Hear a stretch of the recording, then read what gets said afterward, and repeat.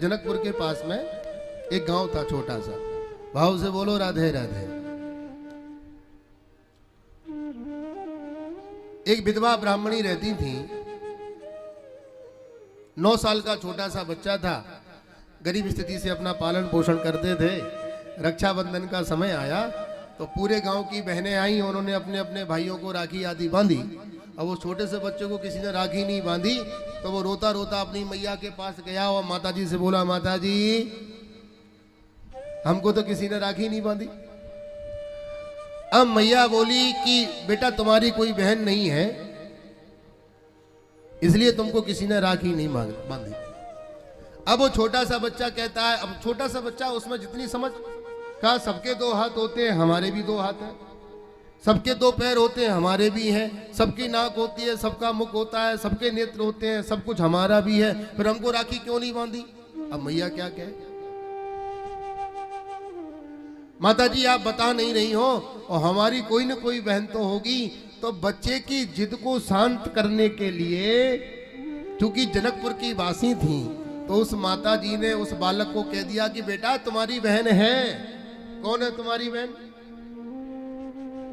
माता जी बोली उस बालक से कि बेटा तुम्हारी बहन का नाम है सीता। बोलो राधे राधे। केवल जनकपुर के संबंध से उन्होंने बच्चे को बोल दिया कि तुम्हारी बहन का नाम है जानकी। अच्छा माता जी कभी देखा नहीं हमने। माता जी बोली जब तुम पैदा ही नहीं हुए थे तब उनका विवाह हो गया था। अच्छा कहाँ रहती हैं। का अयोध्या जी में रहती हैं और राम जी वहां के राजा हैं, उनकी वो धर्म पत्नी है। और छोटे से बच्चे को उन्होंने बहला दिया। प्रयागदास उस बालक का नाम बैठ जाता कि भाई माता जी ने बहन का नाम बताया था सीता और बहनोई साहब का नाम बताया था राम। सीताराम सीताराम सीताराम सीताराम उसका जब प्रारंभ हो गया।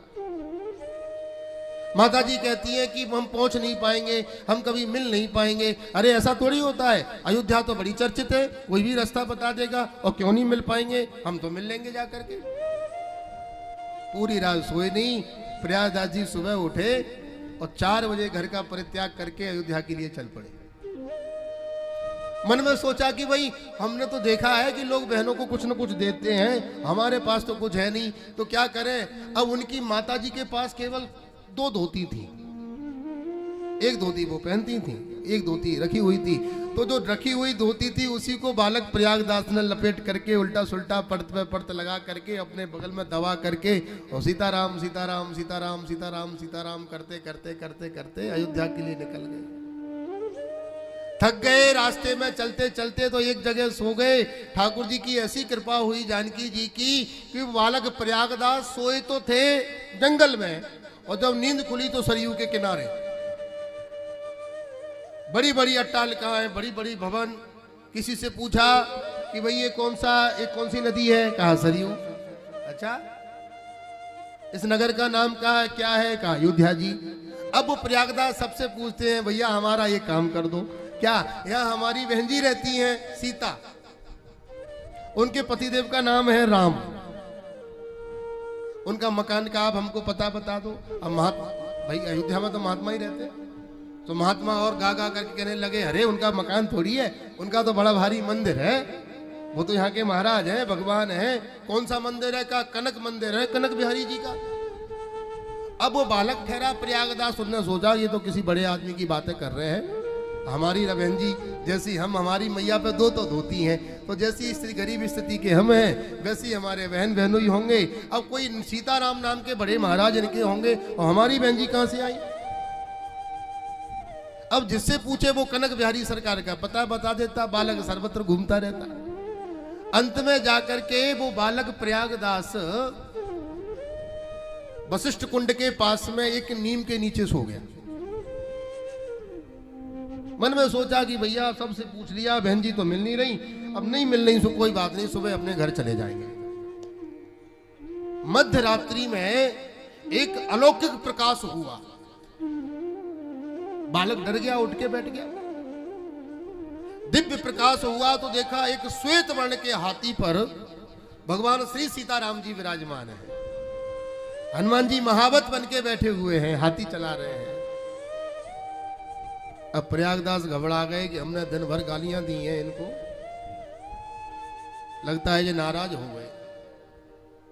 हाथी को रोका गया, हाथी को बैठाया गया, सीढ़ियां लगाई गई, श्री जानकी जी का पदार्पण नीचे हुआ, राम जी सरकार नीचे पधारे और जानकी जी ने प्रयागराज जी से कहा कि भैया हम ही हैं जानकी, हमारा ही नाम सीता है और हम ही तुम्हारी बहन हैं। प्रयागदास बोले तुम हो ही नहीं सकती हमारी बहन,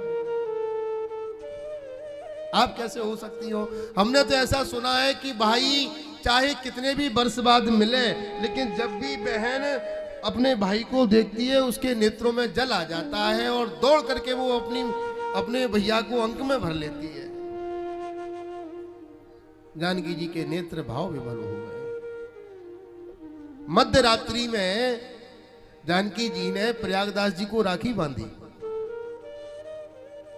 और मन में सोचा कि भाई हमारे पास तो कुछ है नहीं, क्या दें? और जो राम जी सोचेंगे कि देखो तो सही क्या है क्या नहीं है, अब हमारे पास नहीं है कुछ, हम क्या दें? तो प्रयागदास वो धोती लेकर के जो आए थे, फटी टूटी धोती, सर को नीचे किया और सर नीचे करके प्रयागदास जी ऐसे दोनों हाथ ऊपर करके धोती दे रहे हैं कि हमारे पास और तो कुछ है नहीं, हमारी माता जी ने यही था तो हम ले आए आपके लिए, आप ले लो। जानकी जी के नेत्रों में जल आ गया। जानकी जी ने कहा कि भैया इस धोती को तुम अपनी माँ के लिए ले जाओ, हमारी के लिए, और माता जी से कहना कि तुम्हारी बिटिया सीता बड़े सुख में है, उसके पास सब कुछ है, ये धोती को ले जाओ।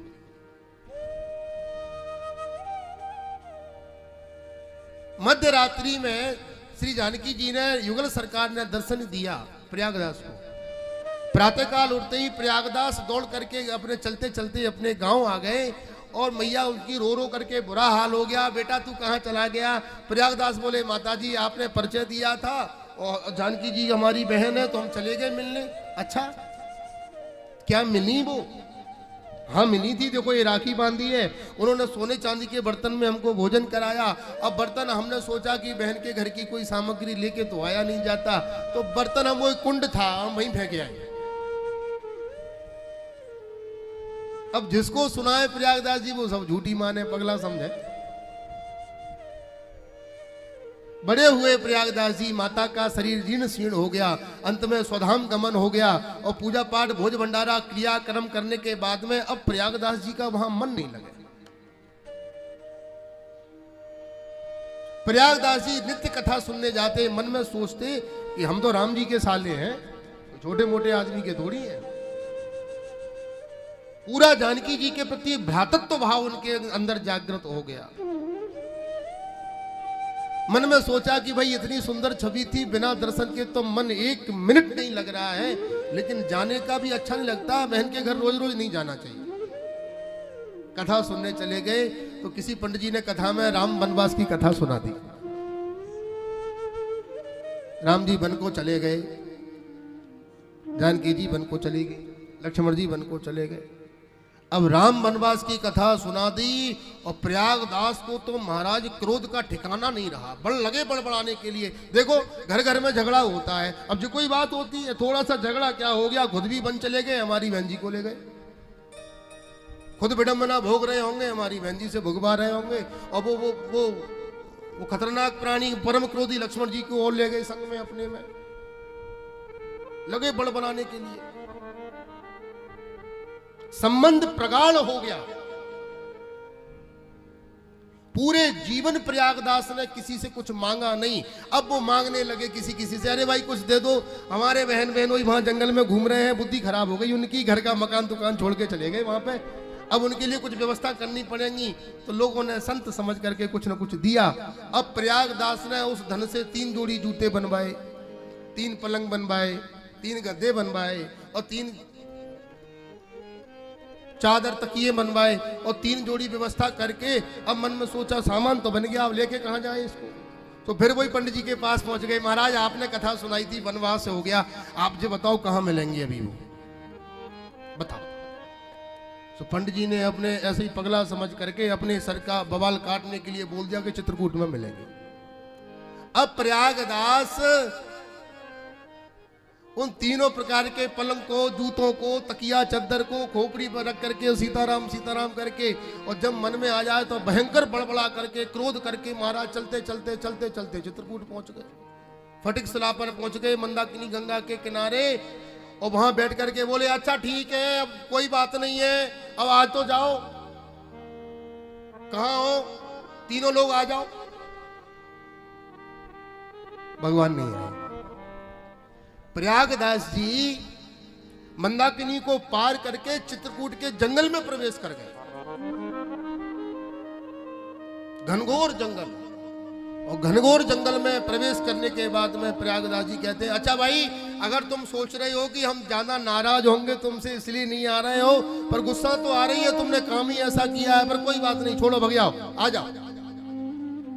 संत कहते हैं भगवान श्री राम लक्ष्मण जी माता जानकी जी के साथ में चित्रकूट के घनघोर जंगल में प्रयागदास के सामने प्रकट हो गए, और भगवान की उस छवि को देख करके प्रयागदास फूट फूट करके रोने लगे। हाँ देखो, उस दिन जब हमारी बहन राखी बांधने आई थी तो कितना सुंदर देदीप्यमान उज्जवल स्वरूप था, और आज देखो क्या स्थिति हो गई है। पर कोई बात नहीं है, अब सुनो, अब तुमने जो किया सो ठीक है, हम तुम्हारे लिए जूते लेकर के आए हैं, पलंग लेकर के आए हैं, बिस्तर लेकर के आए हैं, यहीं रहो, ले लो इनको। राम जी बोले हमने अपने पिताजी को वचन दिया है, हमें कोई सामग्री लेंगे नहीं। जानकी जी ने भी मना कर दिया। अब प्रयागदास जी ने कहा पर इसका करेंगे क्या, हमने जिंदगी भर कुछ नहीं मांगा, तुम्हारे चक्कर में मांगना पड़ा।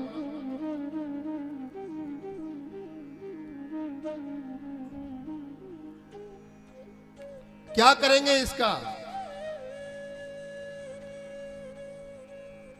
प्रयागदास जी भगवान बोले कि अब इसको तुम अपने उपयोग में ले लो। प्रयागदास जी संपूर्ण सामग्री को लेकर